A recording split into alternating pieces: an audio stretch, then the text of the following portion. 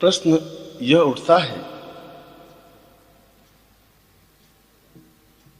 कि क्या कोई भी स्त्री पुरुष, साधक या साधिका इस सिद्धाश्रम में जा सकता है, वहां रह सकता है, वहां का आनंद ले सकता है, और क्या वह वापस इस जीवन में, इस संसार में, इस समाज में आ सकता है? इसका उत्तर स्वीकृति में है। कोई भी व्यक्ति या स्त्री, कोई भी साधक या साधिका निश्चय ही सिद्धाश्रम में जा सकते हैं। वहां जितना समय चाहे रह सकते हैं।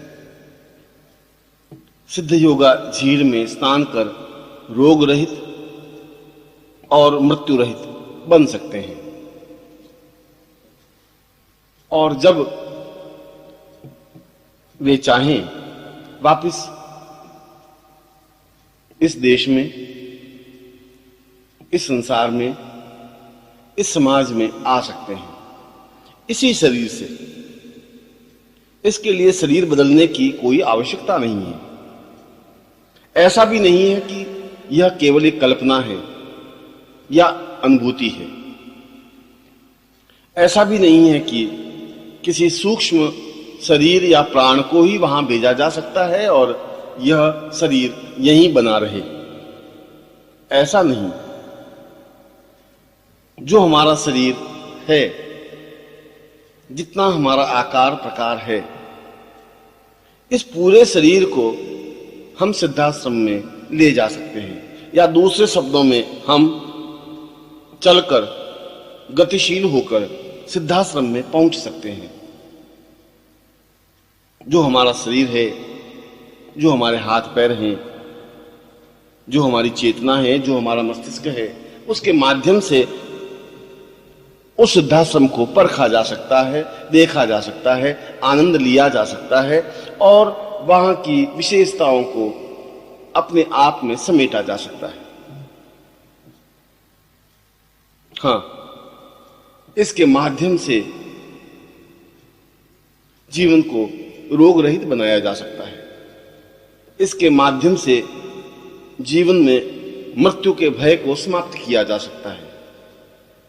इसके माध्यम से जीवन की चेतना को पूर्णता दिया जा सकता है।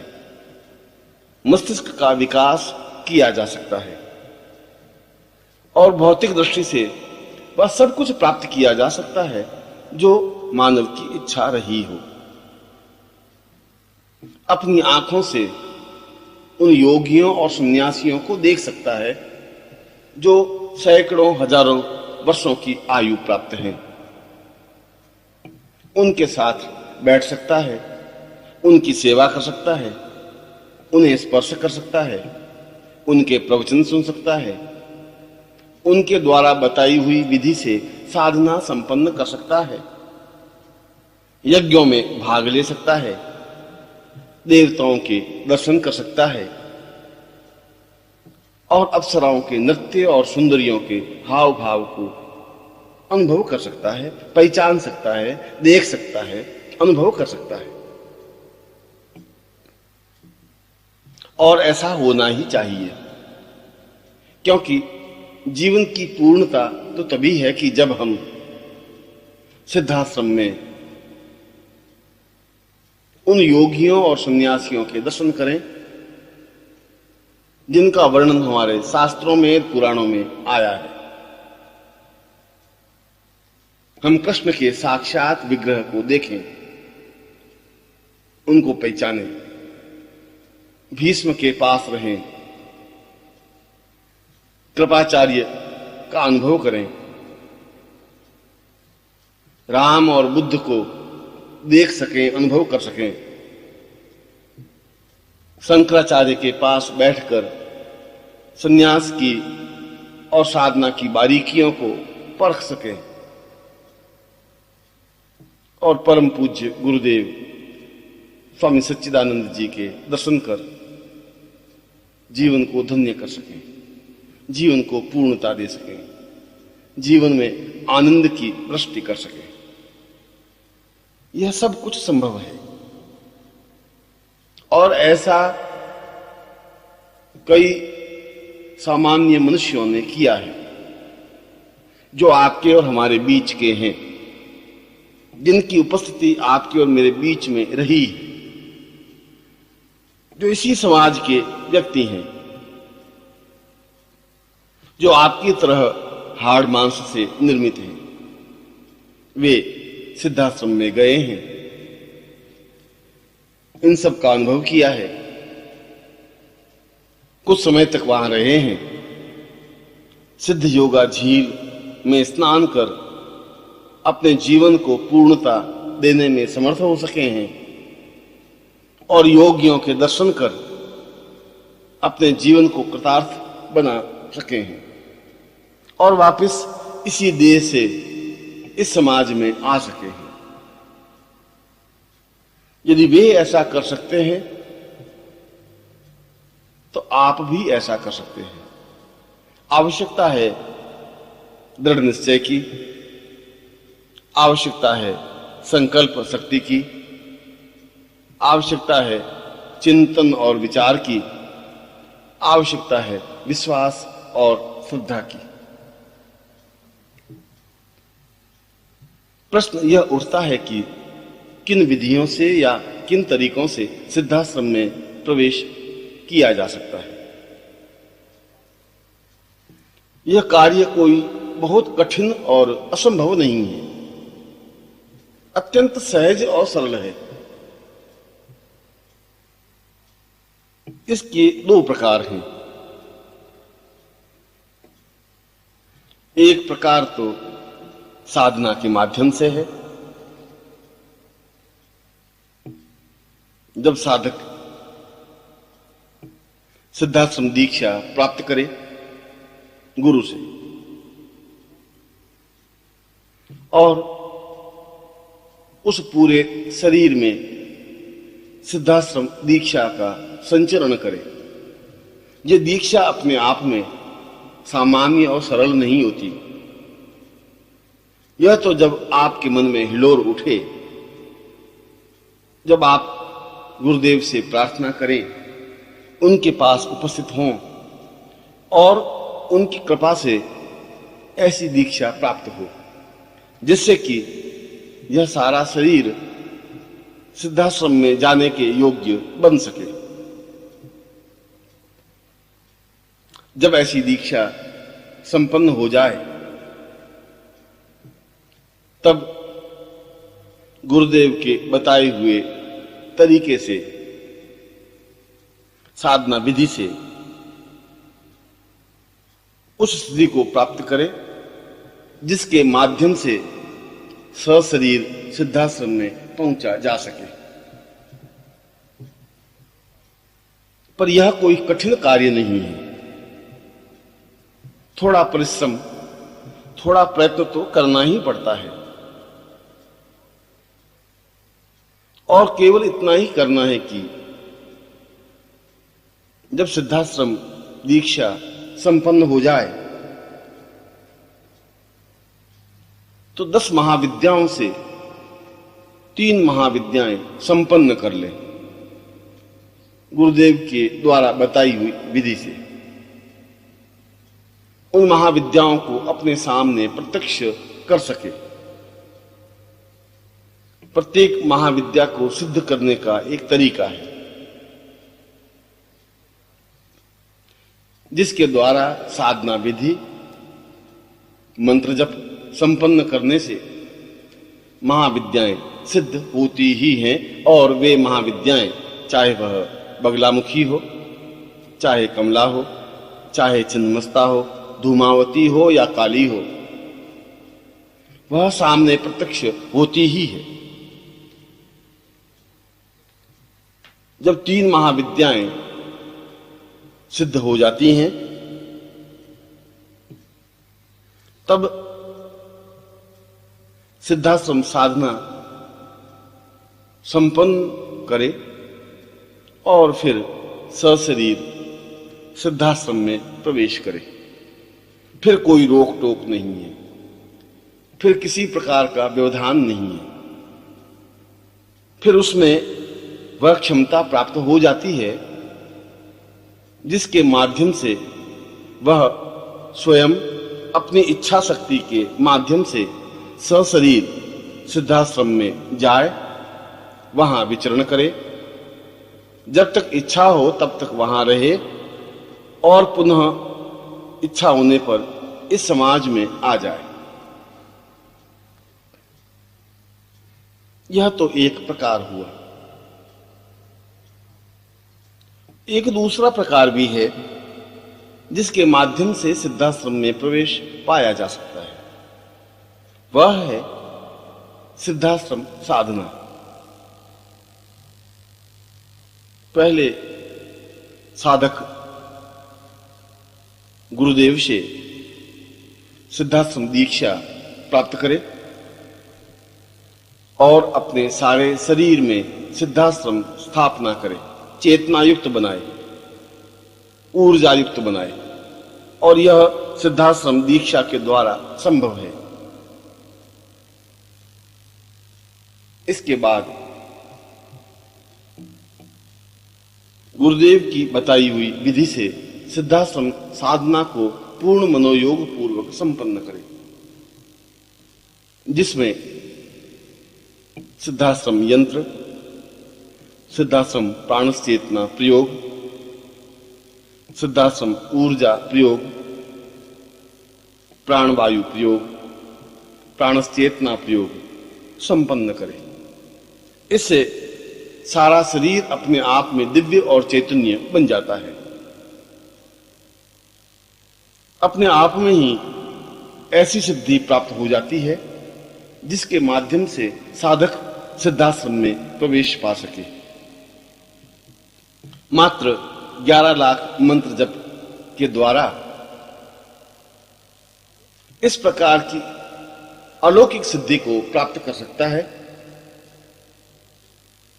जिससे पवन वेग के द्वारा पूरे शरीर को एक स्थान से दूसरे स्थान पर ले जाया जा सके, सिद्धाश्रम में प्रवेश कर सके, वहां रह सके और पुनः सिद्धाश्रम से इस समाज में आ सके, क्रियाकलाप संपन्न कर सके, वहां की अनुभूतियों को, वहां के अलौकिक आनंद को अनुभव कर सके, देख सके, समझ सके। यह तरीका भी अपने आप में सरल और शास्त्रोचित है, जिसे संपन्न कर कई साधकों ने इस क्रिया को संपन्न किया है, जिसके माध्यम से वे सिद्धाश्रम में जा सके हैं, वहां का आनंद ले सके हैं। आवश्यकता है दृढ़ निश्चय की, आवश्यकता है इस चिंतन की कि मुझे हर हालत में, हर स्थिति में गुरुदेव की सामीप्यता प्राप्त करनी ही है, उनसे सिद्धाश्रम दीक्षा लेनी ही है, उनसे सिद्धाश्रम साधना प्राप्त करनी ही है और इस साधना को पूर्णता के साथ संपन्न करनी ही है। जब साधक ऐसा निश्चय कर लेता है तो फिर उसके मार्ग में किसी प्रकार की कोई रुकावट या बाधा व्याप्त नहीं होती, फिर किसी प्रकार की कोई अड़चन आती ही नहीं। फिर तो उसका मार्ग अपने आप में ही प्रशस्त और सरल हो जाता है, क्योंकि गुरुदेव की उपस्थिति तो प्रत्येक क्षण उसके साथ रहती ही है, क्योंकि वह गुरुदेव से दीक्षा प्राप्त होता है। और तीसरा एक और प्रकार है, एक और तरीका है जिसके माध्यम से भी सिद्धाश्रम में प्रवेश पाया जा सकता है। यह है गुरु के साथ सिद्धाश्रम में प्रवेश करने की स्थिति। पर इसके लिए जरूरी है कि वह शिष्य हो और इससे भी ज्यादा जरूरी हो कि वह सेवा के माध्यम से गुरु की कृपा प्राप्त करे। वह किसी साधना के माध्यम से गुरु की प्रसन्नता प्राप्त नहीं करता। वह किसी मंत्र जाप के माध्यम से गुरु की कृपा प्राप्त नहीं करता। उसे तो केवल सेवा का ज्ञान है। सेवा का तात्पर्य है गुरुदेव की जो इच्छा हो उसे पूर्णता दे, उनके बताए हुए कार्यों को संपन्न करे। वे कौन सा कार्य सौंपते हैं, किस तरीके से सौंपते हैं, यह तो वे जाने। शिष्य उसमें व्यवधान नहीं डाले, नानुच नहीं करे, इस प्रकार के कार्यों में तर्क वितर्क नहीं करे। जो कहे वह करे, पूर्णता के साथ और मनोयोग पूर्वक करे। और इस सेवा के माध्यम से भी गुरुदेव की प्रसन्नता प्राप्त की जा सकती है। पर इसके लिए जरूरी है कि गुरु वह हो जो सिद्धाश्रम में गया हुआ हो, जिसको सिद्धाश्रम में जाने का ज्ञान हो, जो इससे पहले भी सिद्धाश्रम गया हो, जिसकी उपस्थिति सिद्धाश्रम में रही हो, वही तो अपने शिष्य को सिद्धाश्रम में ले जा सकता है। प्रत्येक गुरु के लिए यह संभव नहीं होता कि वह शिष्य को सिद्धाश्रम ले जा सके। जो स्वयं नहीं जा सका वह दूसरों को कैसे ले जाएगा? जिसमें खुद में चेतना नहीं है वह दूसरों को चेतना कैसे दे सकता है? पाखंड और ढोंग से, प्रदर्शन और दिखावे से तो सिद्धाश्रम में प्रवेश नहीं पाया जा सकता। इसके लिए तो ऐसे सशक्त गुरु की जरूरत है जो सिद्धाश्रम का योगी हो, जो सिद्धाश्रम में गया हुआ हो, जिसको सिद्धाश्रम के रास्तों का ज्ञान हो, जो सशरीर सिद्धाश्रम में प्रवेश पाने का आकांक्षी हो, जो इससे पहले भी अपने शरीर के साथ सिद्धाश्रम में विचरण कर चुका हो। ऐसी ही गुरु की आवश्यकता इसमें होती है। और यदि जीवन में ऐसे गुरु मिल जाएं, तो फिर एक क्षण भी चूकना उचित नहीं है। जीवन के जिस मोड़ में भी वह मिल जाएं, जीवन के जिस स्थिति में भी ऐसे गुरु दिख जाएं, दौड़कर उनके चरणों को पकड़ लेना ही जीवन की पूर्णता है। उनके चरणों से लिपट जाना ही जीवन की श्रेष्ठता है। उनके चरणों से एकाकार हो जाना ही जीवन की प्रामाणिकता है। और ऐसी स्थिति आने पर वह केवल गुरु सेवा के द्वारा ही उस स्थिति को प्राप्त करता है जो साधना के द्वारा प्राप्त होती है।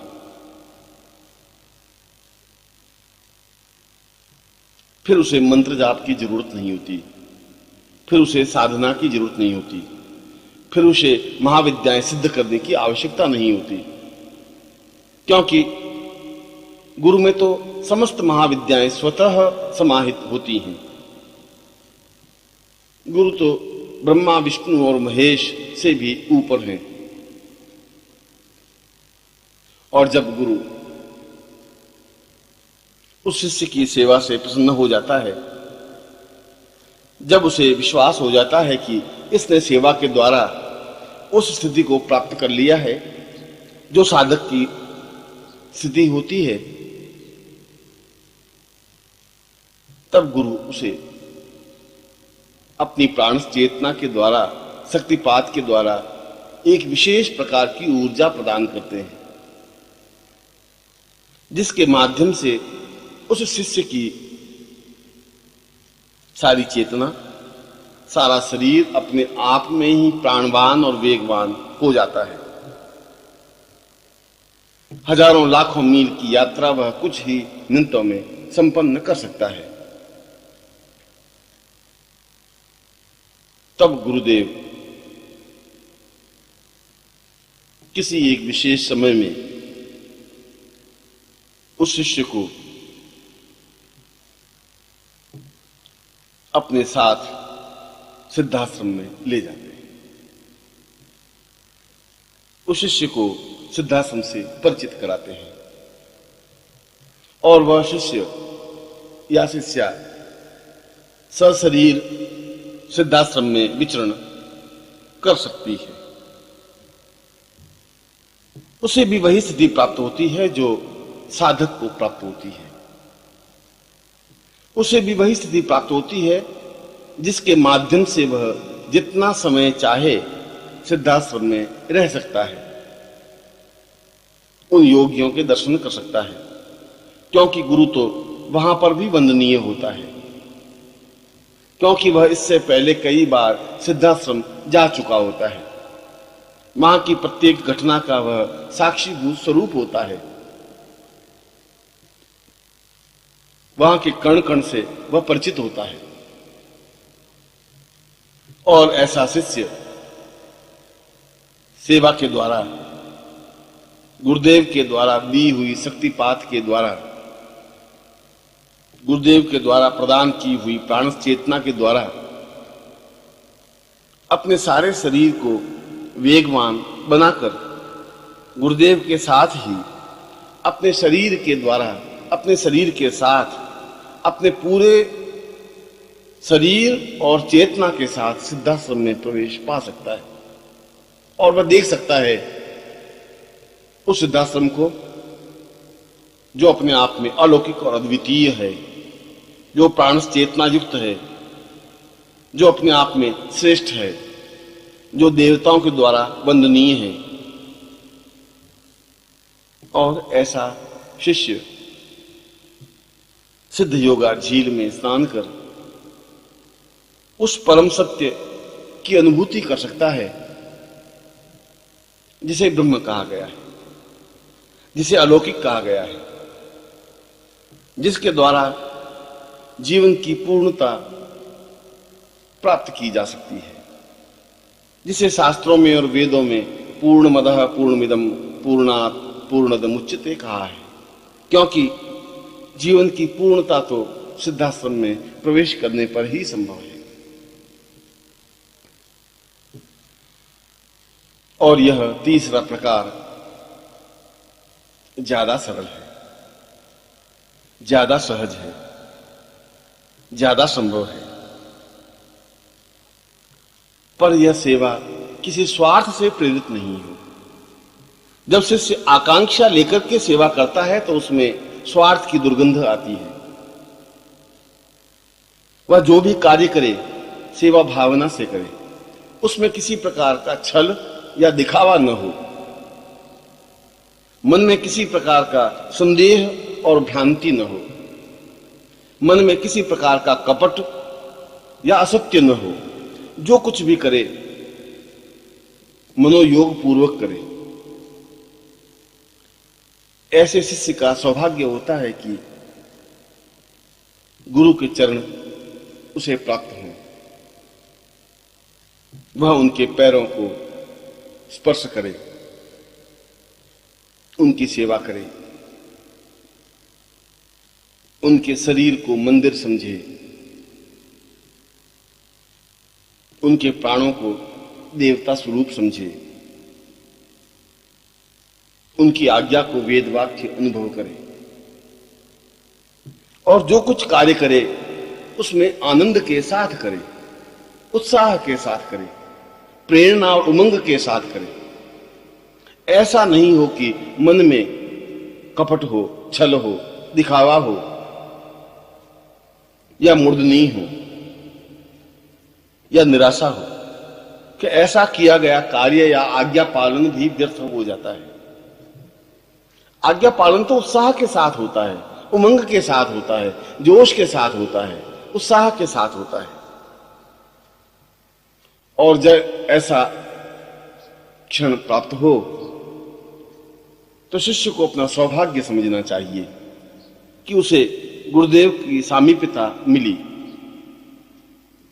गुरुदेव के साथ रहने का अवसर मिला। ऐसा अवसर तो करोड़ों लोगों में से किसी एक या दो या चार या छह को ही तो प्राप्त हो सकता है।